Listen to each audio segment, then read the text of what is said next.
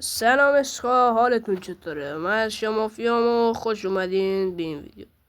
آقا امروز اومدیم 10 اتچمنت برتر این سیزن رو بهتون بدم. این اتچمنت ها ناموسن بهترین اتچمنت ها. اول از این اتچمنت صدیفته شروع میکنیم که این خدایی اصلا لامصب همیشه هر سیزن با فودو میزد.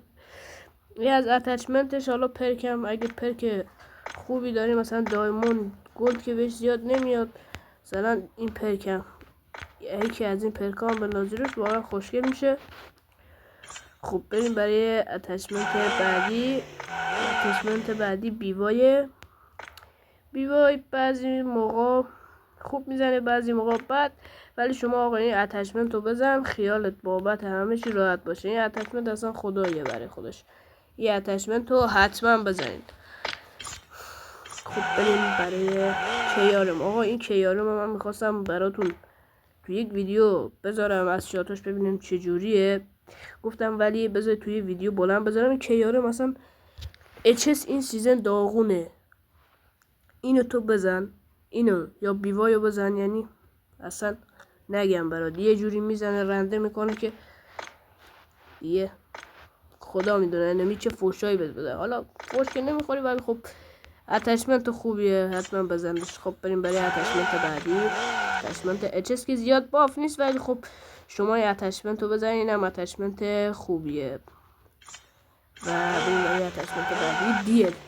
دیل کم لازم میشه ولی اونایی که خوان شات نمایشی بزنن و خوب شاتاشون قشنگ در بیاد، آقا این اتچمنت رو بردارن. این اتچمنت لامصب خیلی خفنه. مثلا باز مثلا دیل رو بذاری شات نمایشی باش بزنی، باز بیای اشتیار هم بزنی. اشتیار هم گان خوبیه، میتونی با شات نمایشی در بیاری دمیج. خب آقا انفور آقا این سیزن هم بافه هم خیلی خفن میزنه. آقا یا کن من به شما نشون بدم. آقا میای اگه انفور لژند نداری میای یکی از این انفور ردکشن رو میذاری. انفور معمولی هم جواب. نیا کن داداش من این انفور رو تو بزن. از صدیفته هم بافتر شده انفور.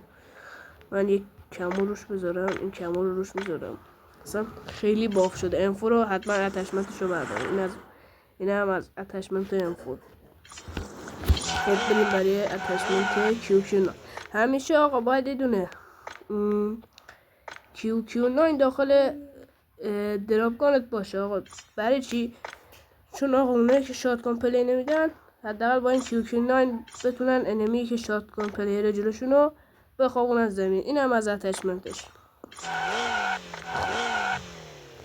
آقا اینم از اتچمنت AK47 مجانی که لجند هم هست. اینم از اتچمنتش اصلا 3 تا اتچمنت ها ولی جوری مزنه که انمی رو پخش پلا میکنه. خب بریم برای اتچمنت بعدی BP5. این BP5 رو نگاه کن، اصلا لامصب بهت بگم هلو میزنی هلو. خب آقا اینم از 15 متیک شمعی داری میتونید بذارین. من ندارمش، اینو گذاشتم ولی خوبه بالاخره، خوبه دیگه برای پلی دادن. آقا اینم گان خوبیه، فاصله دور فاصله نزدیک بزنی. اینم گان خوبیه برای اونایی که 100 تیر میکشن، واقعا گان خوبیه. اینم از اتچمنتش.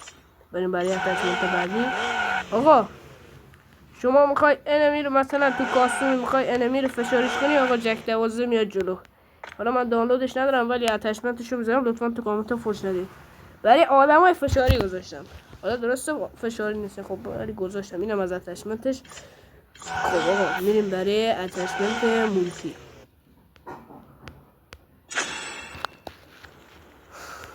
آقا اینم از اتچمنت مولتی. این تونرا که اصلا بقول آیبوم آقا گرگر که ما حالا نداریم ولی اتچمنتشو بزنید، اتچمنت خیلی خفنیه.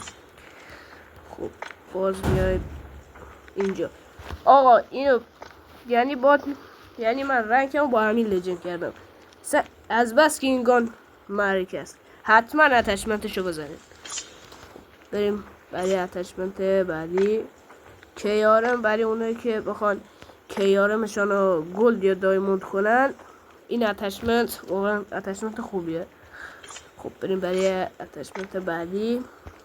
آقا اینم بعضی موقع استفاده میشه، حالا اتچمنتش رو گذاشتم. این هم از اتچمنتش. بریم سراغ اتچمنت بعدی. این اتچمنت سریفت است، نه اینو ولش کنید، اتچمنت شما هنوز درست نکردم، از خیرش بگذریم.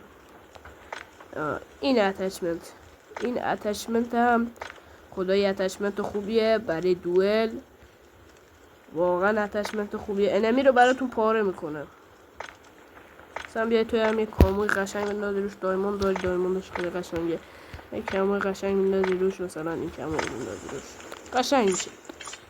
خب آقا بریم برای اتچمنت بعدی، اتچمنت 8. آقا این اتچمنت اصلا لامصب انمی رو دمیج نمیکنه، همونجا میندازه.